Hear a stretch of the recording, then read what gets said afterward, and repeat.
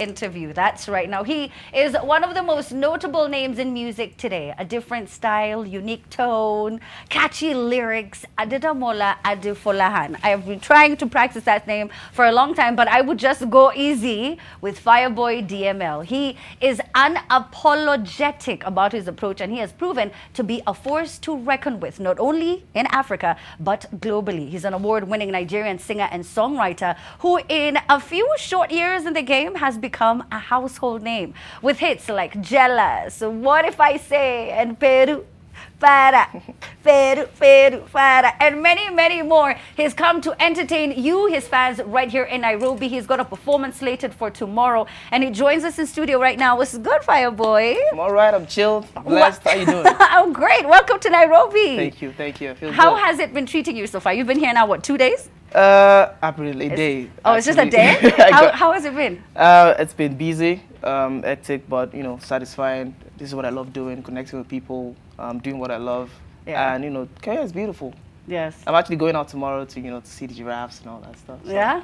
Oh, you can go out tonight though, because I mean you're working tomorrow, but it has a very vibrant nightlife as well. It's imperative that I go out and experience the city, you know. Yeah. So yeah. Oh, so you could be in a couple of places today. You know, let's see how it goes. Let's see how it goes. I'll be in my room. Just joking. No, but really, Nairobi is a litty place, and you know people have been waiting for you to come to Nairobi for a long time. Is this your first time? Yes, actually, it's my first time here. You've never been here even before? I've never been. I've been to East Africa though. Tanzania, beautiful place, beautiful people. I was supposed to be in Kenya like a couple of years ago. Yeah. Last year too, but you know, I feel, you know how it goes. But I'm glad we're finally here, and I'm just trying to make the most of it. Yeah, things of course happened. We have been trying to survive this global pandemic. People were not performing, and it affected a lot of entertainers. You know, now with you being here, have you had a chance to listen to any of the artists here? Anyone who you might be getting in the booth with soon enough? No, I'm actually familiar with Kenyan music or Kenyan musicians. Nice. Ben Soul, Nviri the Storyteller, Sauti Soul. Yeah. Big fan. Yeah. Okay, so you know That's a couple how of it people. goes. Yeah, sure, of course. Okay, so Sauti Soul, they're currently on tour, but you know, you guys need to jump on this collab.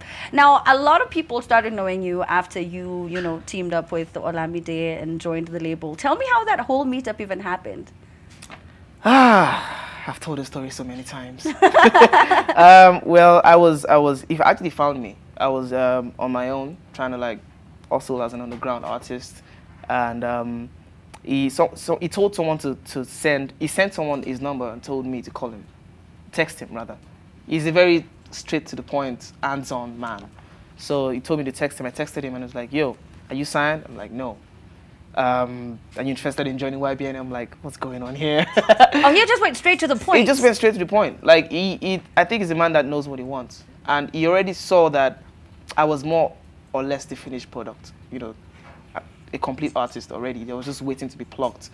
And he has a very good eye. So he could figure out that, yo, this is an artist that I don't need to do too much work on. So he just went straight to the point, and I was like, yeah, I'm ready. Let's do this. Yeah. And, you know, we got straight to it.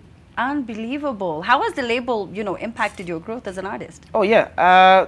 More importantly, as a human being, to be honest. And I've learned so much from him. The way he treats people, the way he handles situations. You know, it's really helped me, not just in the music, but in the music business too. So I've learned a lot from him. And then the joint venture with Empire, the international label, kind of like just skyrocketed things. And, you know, we are here now. I'm just glad everything worked out. Yes, I am so happy for you. Things have it's just been one hit after the other, and I think one of the first ones we heard was Jealous, right? Well, that's my breakout single. So yeah, that's the one everybody heard. Yeah. And it was, did it surprise you how big, for a lot of musicians when they start out, they start out medium, and you just came in the game and you were just like, bam, and it was a big record. Well, when an artist breaks out, it's usually like that. It seems like that it just came out of nowhere. But no, it's years of hard work and pain and all that stuff. I was not really surprised, to be honest, because I knew that it was a really great song. But I didn't know it was going to have that huge amount of success, but I knew it was going to get me somewhere. You know, the ones that surprised me were Vibration, Peru surprised me too. A lot of other songs surprised me. But Peru surprised you? Yes, because it was a freestyle. It was like a 45-minute, I was tipsy. I was just like vibing in the studio, just, you know, having fun. And I wanted to touch up on the song because I felt it was incomplete.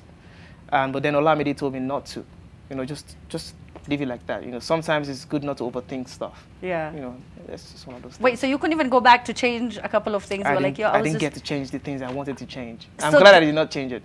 The I'm Lou, I wanted to take that off, but you know. You know, right? Well, let's just be glad I did not take it out. Yes, because that's one of the parts that people sing along to. Oh yeah, of course, yeah. And when you perform tomorrow, you'll just hear everyone, whether they can sing or not. It's always fun hearing them sing off key. And it became a global sensation. That must have been ridiculous. I mean, what happened, or what did you read, or what did you see that made you go, oh my days, Peru isn't even about Nigeria, it's not about Africa, like this has just...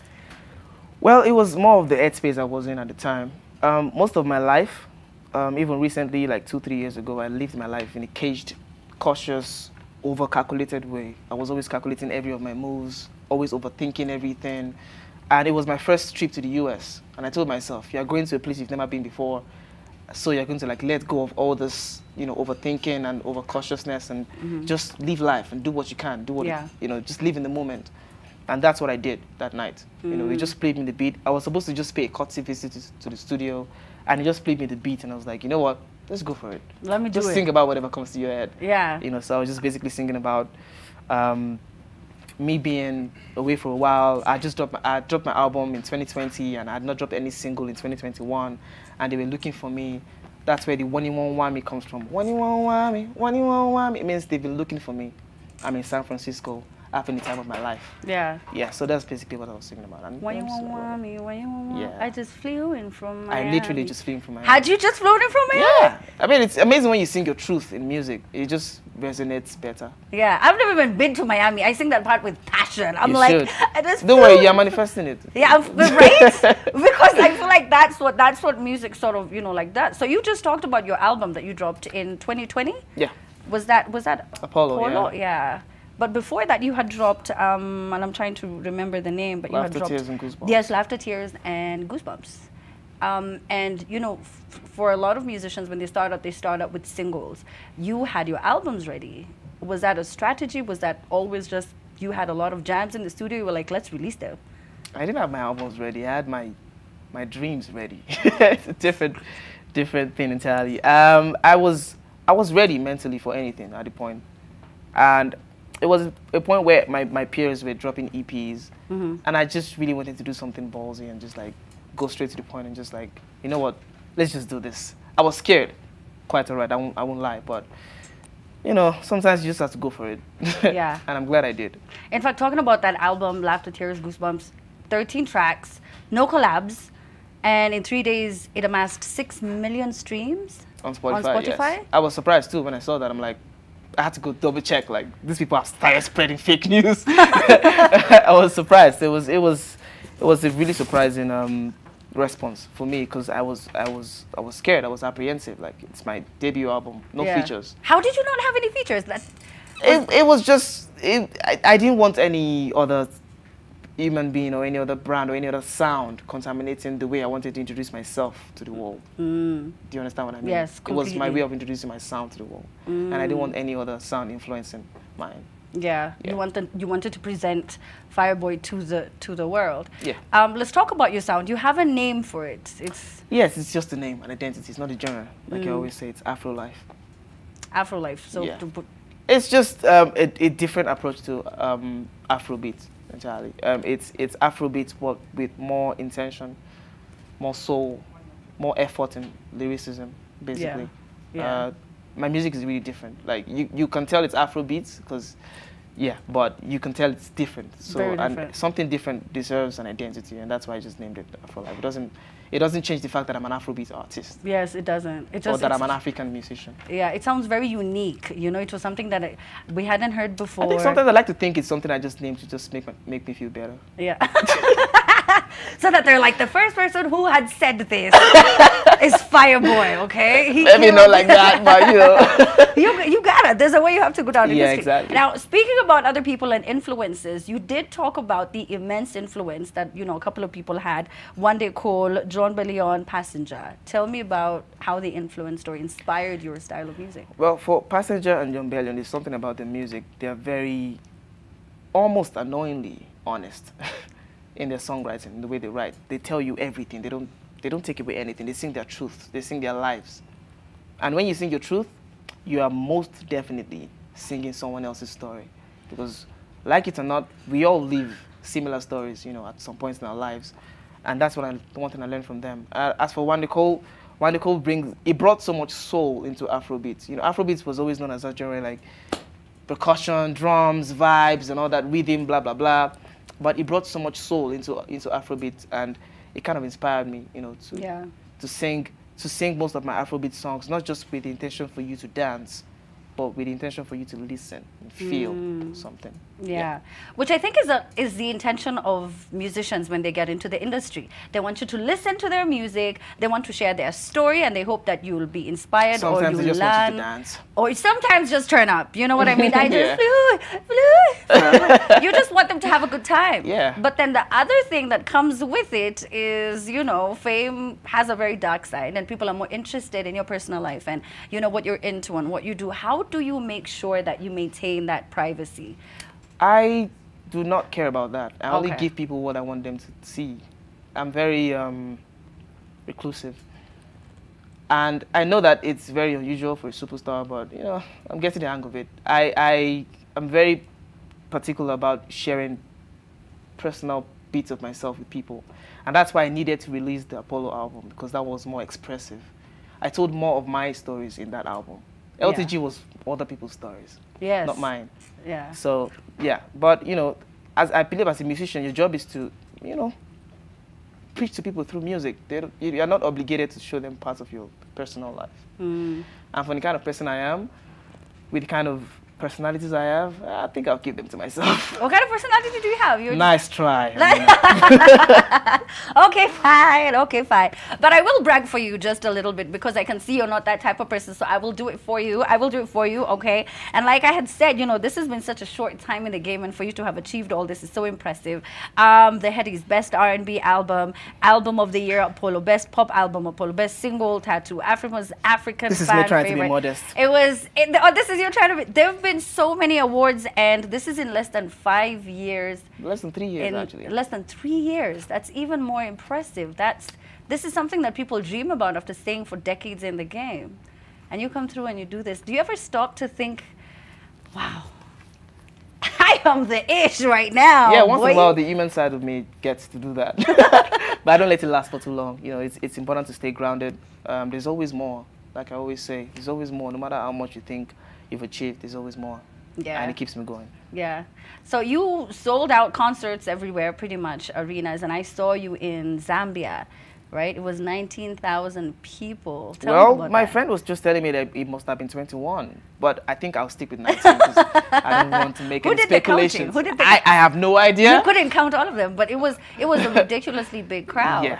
Yeah. So I mean, how was the whole performance? Also, is that the biggest crowd you've performed for? I think so. No. Okay. Actually, I performed to over 20,000 people at the O2 in the UK. In the UK. But that was not my concert, so I don't think it counts. You see, yeah, my biggest crowd. Yes. Yeah. Yeah, it was amazing.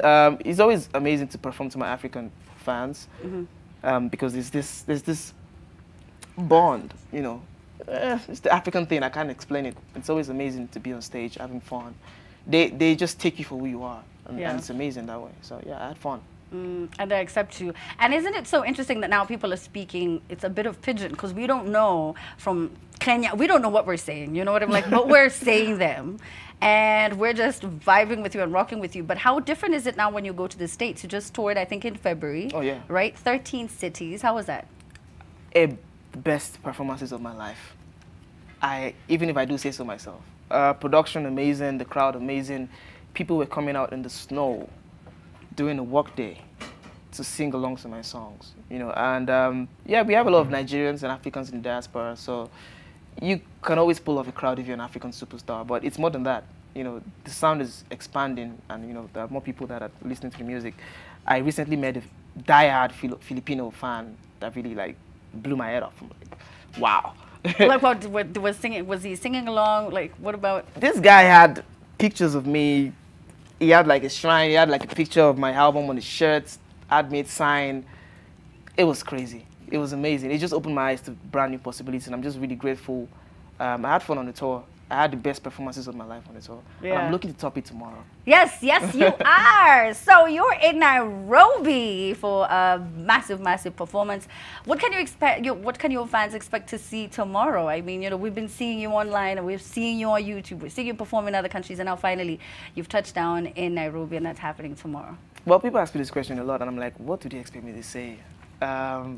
I'm just looking to have fun, honestly, because when I have fun, everybody gets to have fun too. Yeah. So I'm looking to have fun, engage with the fans, you know, flirt a little with the ladies.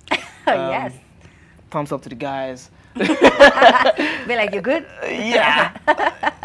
Hey, ladies. So yeah, I'm just looking to have fun tomorrow, honestly. Yeah. And I'm sure the fans will have fun too. Yeah. Looking forward to seeing them. Yes. So do we have the poster? Because are we giving away tickets? Joy, are you giving Oh yeah, us I think tickets? we're giving away tickets, right? Yeah. How many tickets are we giving away? Guys, I have the whole squad. We're giving away 5 tickets? Ah! It always helps to have the boss with us in the studio. So we're giving away 5 tickets. Osoro, I don't know how we're going to I think it has to be something to do, of course, with our guest. So I think we're going to get to that. But before you leave, you're a big football fan. Oh, yes, I am. Yeah? So you talk a lot about football. I play a lot of football too. You also play football? Yeah. How good are you like on PS? Well, I've tried to be modest. Maybe a strong 7. Yeah, okay, but that's out of 10, so that's still really good. That's very impressive, right? So yeah. you support Manu? Yeah, Manchester United. Okay, so how are we doing right now? Are we? Let's not talk about that. Yeah, I mean, is can it we change the sensitive? topic? You might cancel the event tomorrow. The weather is really Yeah? cold today, isn't it? Oh man, I'm We'll sorry. be fine. We're appointing a new coach soon, so Yeah. hopefully things will be great. Every team goes through this every season. Yeah. You know, a couple of seasons ago it was Chelsea. Yes. You know, Arsenal are always 17 years. always. But we'll be fine. It's just a face. We'll be fine. Yeah. Oh, I love that. The support. There is something interesting about men and the teams that they support. Like, they are die-hard fans. Trust me, I can't explain the bond. Yeah, we don't understand it. Women don't understand it. We're like, you don't cry about anything, but then a football game could make you emotional, sad, and affect your mood. Football is life. And, Yeah. After music, of course. After music. You released a Playboy. Was Yes. it Playboy? 2 weeks ago. Yeah. Right? Yeah, I saw it. It's a I'm really looking to cool perform tab. that tomorrow too. I heard Yeah. they really love it here. Yeah, people are looking forward to it. Thank you so much for stopping by, Thank you Fireboy. for having What me. do you want to tell your fans real quick before I release you? Hydrate, mind your business, listen to my music. Thank you for supporting not just my music, but African music, African acts worldwide. This is the biggest moment for Afrobeat, so let's capitalize on that momentum and like take it up there. One love. One love. Thank you so much, Fireboy DML. I really appreciate you coming through. We have more coming up right after the break. Oh, we're giving away 10 tickets now. My goodness. What is happening? What's It's going the on? Fireboy That's effect. great. Oh, it's the Fireboy effect. Okay, so we're giving away 10 tickets now. So we're trying to get you, your ex, you, and like that chick you've been trying to talk to. This is your chance. If you tell her, yo, baby, I got this Fireboy ticket. So what's up? I am trying to hook you up this weekend, okay? So at the Trend Live is our handle. The hashtag is Hey Amina. I will be asking the question right after the break. Do not go anywhere. You're watching NTV.